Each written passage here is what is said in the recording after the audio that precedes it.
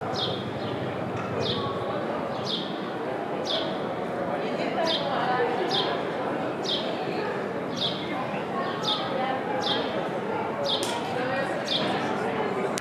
ahora a una perspectiva centroamericana. La última panelista va a ser Gladys Zulzul. Gladys es profesora de la Universidad Ixchil de Guatemala. Gladys combina varias identidades, es investigadora social, pero también es artista y es militante por los derechos de los pueblos originarios. Gladys. Gracias. Muy buenos días, muchas gracias por la invitación. Y lo interesante de venir a estos paneles es que nos enfrentamos, yo creo que para el público también es muy beneficioso, estar al frente de perspectivas que puedan incluso entrar en contradicción, pero me parece que pueden apuntar hacia los mismos horizontes. Yo soy de Guatemala y por lo tanto el lugar desde donde estoy investigando y desde donde estoy militando tiene ciertas características, y una de esas es la alta densidad de la población indígena y que esta cantidad de población indígena vive en territorios comunitarios. Eso significa entonces que estamos al frente de tres tipos de propiedad: la propiedad pública, la propiedad privada y la propiedad comunitaria. La propiedad comunitaria, a como se han establecido en los convenios internacionales, pero también en el discurso histórico y político de las comunidades, es inembargable, es decir, no se puede embargar, es imprescriptible y es indivisible. Es decir, imprescriptible es que no termina y que tampoco se puede dividir. Entonces, eso nos genera una serie de tensiones con eso que se llama público. Entra en contradicción con lo público, pero también entra en contradicción con lo privado. Y para eso yo quisiera decir entonces que la construcción y el ejercicio de la política y de la apropiación del mundo en las comunidades indígenas pasa a partir de este sistema político comunitario que a su vez al interior está constituido por un sistema político que tiene como base fundamental el trabajo comunitario, es decir, la energía social que se necesita para transformar aquello que nos va a producir bien común, es decir, el agua, entre varias cosas más. El agua se le toma en la casa, ¿no? En las ciudades.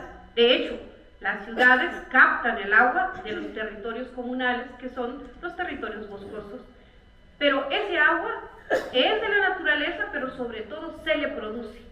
Se necesitan miles y miles de jornales para reforestar el bosque, para limpiar las tuberías, para construir pozos de captación, para limpiar las fuentes de agua, para hacer ceremonias espirituales, para la petición de la lluvia o la petición del agua.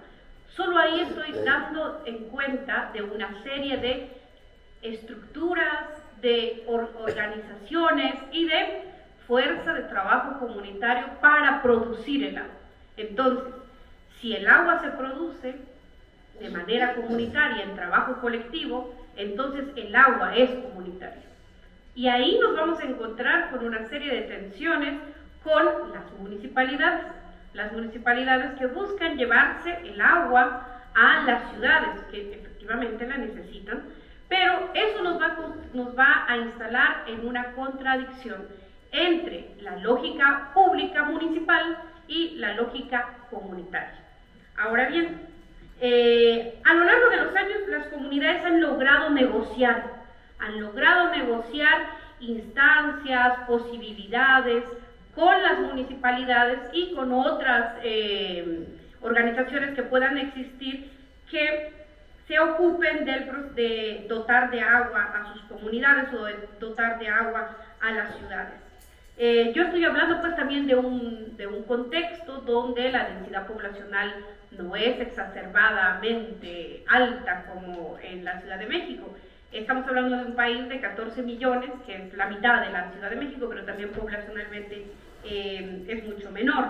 Y es en esas escalas que tenemos que imaginar cómo se desarrollan este tipo de tensiones y al mismo tiempo este tipo de negociaciones que existen. ¿Hay acuerdos entre lo público y lo comunitario? Sí lo hay, pero es un acuerdo tenso y es un acuerdo marcado particularmente por la violencia, sobre todo porque nosotros hemos pasado por un proceso de guerra, de guerra genocida, y el ejercicio de la violencia por la vía del Estado y de sus instancias, pues sigue presente. Entonces, uno de los grandes momentos y de las tensiones más importantes que hay es con respecto a qué se hace y cómo se hace la distribución y el uso del agua. Por un lado, es la tensión que existe de el agua que van a tomar en las ciudades, que se producen en los bosques comunitarios y que producen las comunidades. Ahí hay una tensión, pero hay otra tensión con respecto al agua, y es los afluentes y los ojos de agua que las mineras y que las hidroeléctricas quieren tomar para su producción. Hay muchos informes que muestran cuántas toneladas de agua se necesitan para construir o para producir determinados miligramos de oro o de otros minerales que yacen debajo de la tierra. Y ahí también hay una contradicción. Las luchas más importantes que hoy día se están zanjando en el continente y en los territorios indígenas es por la soberanía del agua. Quien produce el agua la controla y por lo tanto la defiende. Y por eso las tensiones que hay entre mineras y comunidades, que probablemente lo que más se alumbra es el proceso de ocupación capitalista violento de las mineras por encima de los territorios comunales, pero fundamentalmente lo que mueve esas luchas es que se están desviando los ríos, que se están desviando los nacimientos de agua para la producción industrializada tanto de minerales como de producción de voltios energéticos en esto que se denomina la matriz energética hidroeléctrica. Hasta ahí un nivel de la contradicción y de la distinción entre estas lógicas de propiedad comunitaria indígena, que ahí voy a dar otro elemento. En la época colonial se desarrollaron una serie de acuerdos dispares, acuerdos por la vía de la violencia, y es lo que se llamó el pago de los reales tributos. Las comunidades indígenas pagaron reales tributos al rey y por lo tanto tenían títulos reales de propiedad que hoy constituyen pueblos enteros.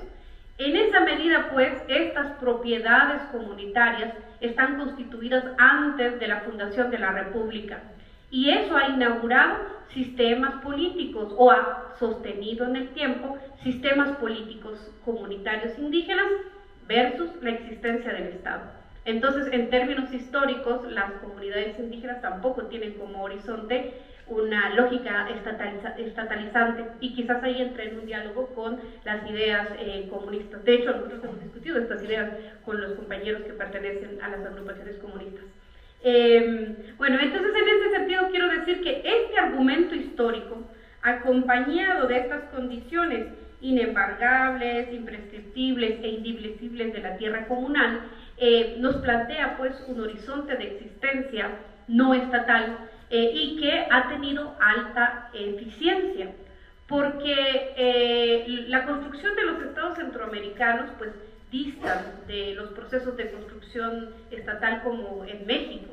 Aquí en México, yo estudié en México, hice mi doctorado aquí y tuvimos que estudiar los procesos de construcción postrevolucionaria del Estado. Entonces uno como centroamericano se sorprende de los procesos de construcción de Estado en México que lograron intermediar una serie de dificultades y de distancias, como la gran Revolución Mexicana, que hizo y desmantela algunas haciendas y dota de tierras a las comunidades. Eso no existe en Centroamérica.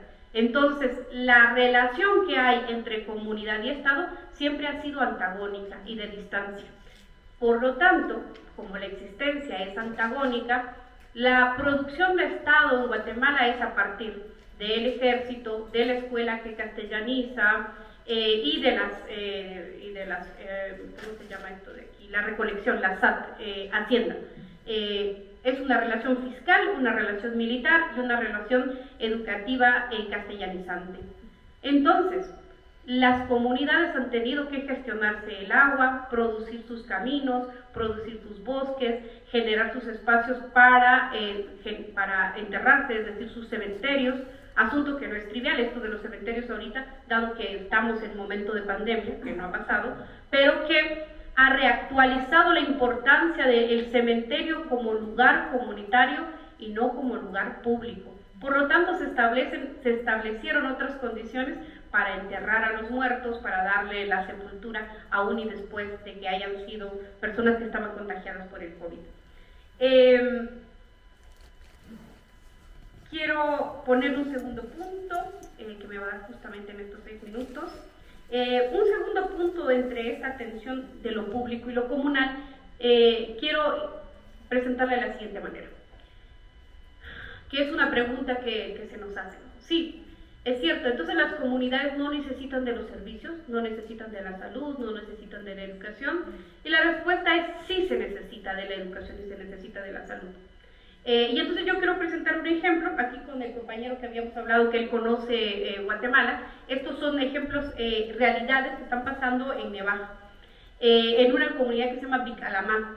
Y ahí querían las comunidades construir un hospital, empezaron a hacer sus trámites para construir un hospital de atención materno-infantil y también de enfermedades generales.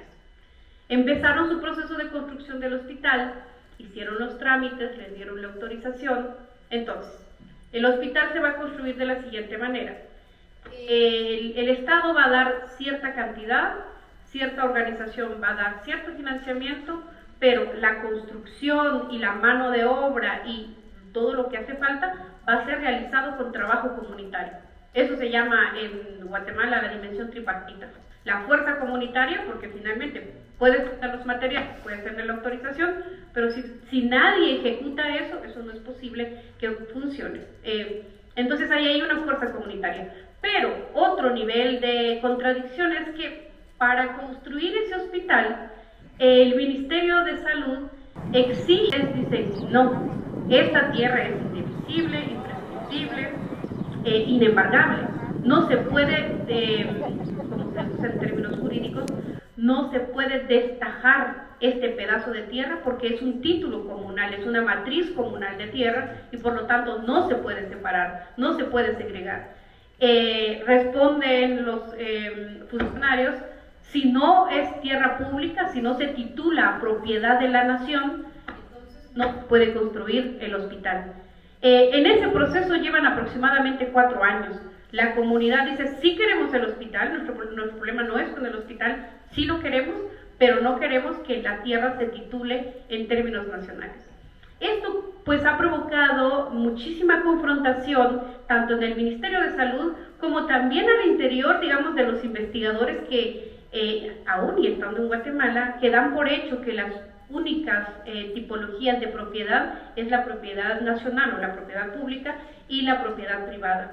Ahora, esta dificultad que, como la enuncia pues el sistema público, es que las comunidades no quieren y rechazan el sistema de salud porque no quieren dar el terreno para la construcción. Las comunidades responden, vamos a dar el terreno para que se construya, pero no se puede destacar, no se puede titular como propiedad nacional. Entonces, el futuro de lo público, yo creo que tiene que resolverse, en un contexto como el guatemalteco, tiene que resolverse en los antecedentes históricos y que el futuro efectivo, porque finalmente ha sido el trabajo comunal, la organización comunal, lo que ha permitido que las comunidades se puedan reconstruir después de la guerra y puedan vivir a pesar de la guerra. Entonces el futuro, desde una visión indígena, el futuro es comunal. Entonces, muchas gracias. Yo creo que de los mayores retos que hay de la Academia Centroamericana es que tiene un tremendo vacío por el conocimiento histórico en serio de la región, en primer lugar.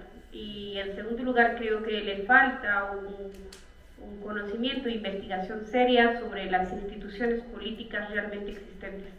En la universidad todos tomamos clases sobre Hobbes o sobre Rousseau o sobre, no sé, varios más hemos leído, ¿no? Entonces conocemos la República, conocemos el Estado, pero no conocemos sobre qué se construyó ese Estado. y que eso lo que nos presenta es que los estados son altamente inestables y son inestables justamente por la fuerza política y el despliegue tanto de las comunidades, de los palenques, de las comunidades garífunas que vaya que han disputado y han creado mundos de vida que les ha permitido continuar. Entonces creo que ese es un gran vacío y creo que es un vacío que no debe ser tomado únicamente como únicamente un diálogo de saberes. Creo que tiene que ser escrutado con toda la seriedad, así como pasamos 6 años formándonos en las universidades de otro tipo de conocimientos que no son malos. Muchas veces te dicen que para ir a la universidad tú tienes que aprender el lenguaje de la dominación y cómo funciona el discurso de la dominación. Puedes también intervenir, pero nos hace falta una segunda parte y creo que ese es un gran vacío que hay. Y no solo en Centroamérica, en realidad aquí también en México. Yo estudié aquí en México y sé cómo se constituyen los currículos educativos. Eso no.